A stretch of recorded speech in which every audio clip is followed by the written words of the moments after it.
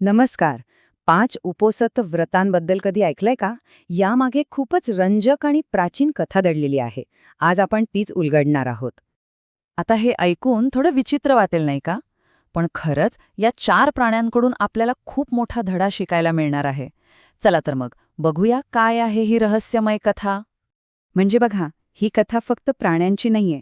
ती आहे आपल्या सगळ्यांच्या आत दडलेल्या भावनांची, आपल्या दोषांची. स्वतःवर विजय कसा मिळवायचा हेही कथा आपल्याला शिकवते.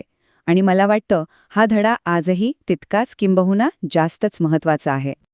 ठीक आहे, चला तर मग या कथेच्या मुळाशी जाऊया. ही गोष्ट आपल्याला हजारो वर्षे मागे घेऊन जाईल आणि त्या काळातल्या शहाणपणाची एक ओळख करून देईल. तर आजच्या या चर्चेत आपण काय काय पाहणार आहोत? सगळ्यात आधी या कथेचं मूळ काय आहे, मग ते 4 प्राणी आणि त्यांचा स्वतःशीच असलेला संघर्ष. त्यानंतर एका ऋषींचा लपलेला दोष, त्यांना मिळालेला नम्रतेचा धडा, त्यांनी ते व्रत का घेतलं, आणि सगळ्यात शेवटी ह्या सगळ्यातून आज आपल्याला काय शिकायला मिळतं. आणि या कथेचं महत्त्व अजून का वाढतं माहितीये? कारण ही कथा स्वतः गौतम बुद्धांनी सांगितली आहे. म्हणजे ही काही फक्त एक मनोरंजक गोष्ट नाही, तर हा ज्ञानाचा एक असा मौल्यवान ठेवा आहे जो पिढ्यानपिढ्या चालत आला आहे. तर ह्या कथेची मुख्य पात्र आहेत 5. एक कबूतर, एक साप, एक कोल्हा, एक अस्वल आणि एक तपस्वी ऋषी. हे सगळे एका मोठ्या जंगलात राहायचे. गंमत म्हणजे ते एकमेकांना ओळखत नव्हते. पण मग नियतीनं त्यांना एकत्र आणलं. आता आपण बघूया की या 4 प्राण्यांपैकी प्रत्येकानं आपापल्या आतल्या सगळ्यात मोठ्या शत्रूचा सामना कसा केला, म्हणजे त्यांच्या स्वतःच्या दुर्गुणांचा. सुरुवात करूया कबुतरापासून.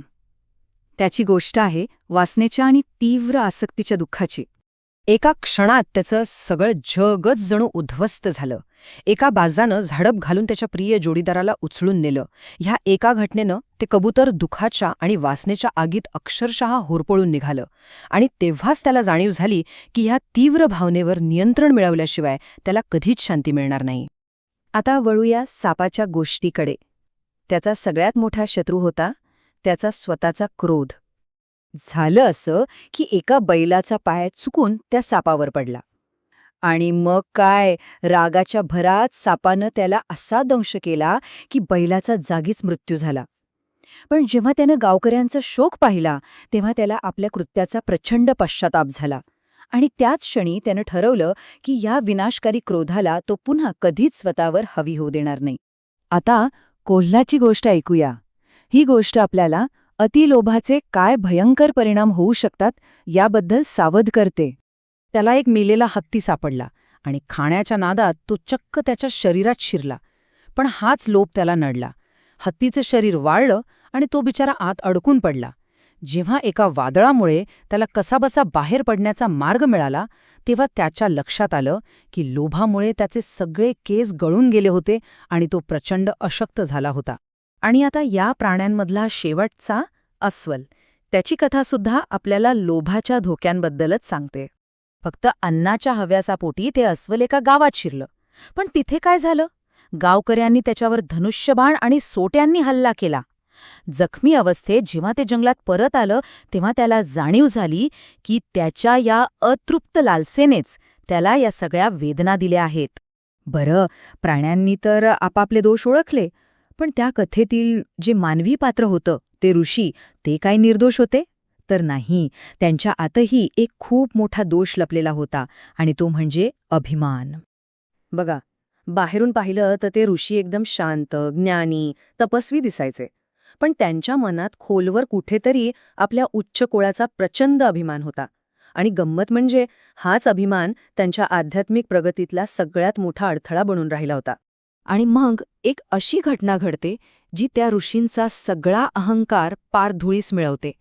एक दिवस काय होतं, तिथे एक पच्चक बुद्ध येतात. पच्चक बुद्ध म्हणजे असे ज्ञानी पुरुष जे लोकांच्या मनात काय चाललंय हे सहज ओळखू शकतात. आणि त्यांनीही एका क्षणात त्या ऋषींच्या मनात लपलेला अभिमान बरोबर ओळखला. पच्चक बुद्धांनी त्या ऋषींना थेट प्रश्न विचारला. ते म्हणाले, तू इतका गर्विष्ठ आणि तापट का आहेस? हे तुझ्यासाठी योग्य नाही. आता अशा थेट प्रश्नानं त्या ऋषींना एक मोठा धक्काच बसला.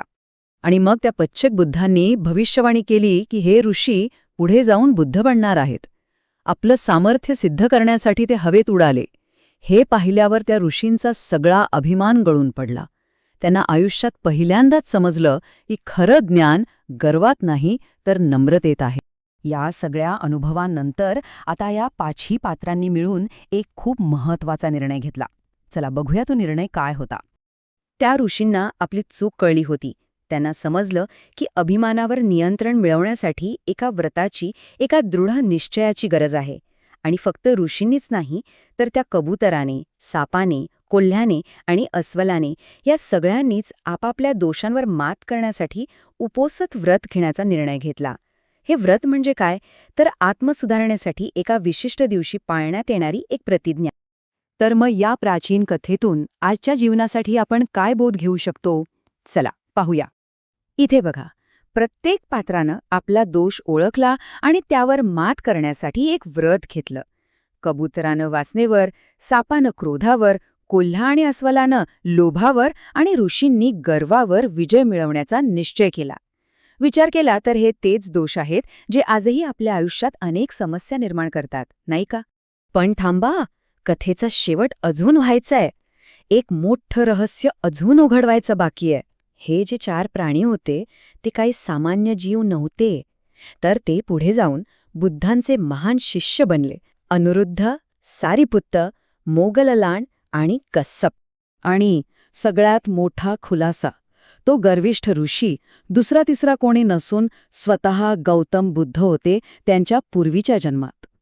यातून एक खूप मोठा धडा मिळतो. तो म्हणजे महान होण्याआधी प्रत्येकाला आपल्या आतल्या दोषांवर विजय मिळवावाच लागतो. ही कथा आपल्याला एका महत्वाच्या प्रश्नासमोर आणून ठेवते. आपल्या प्रत्येकाच्या आत असा कोणता दोष आहे ज्याकडे आज आपण लक्ष देण्याची गरज आहे? यावर नक्कीच विचार करायला हवा.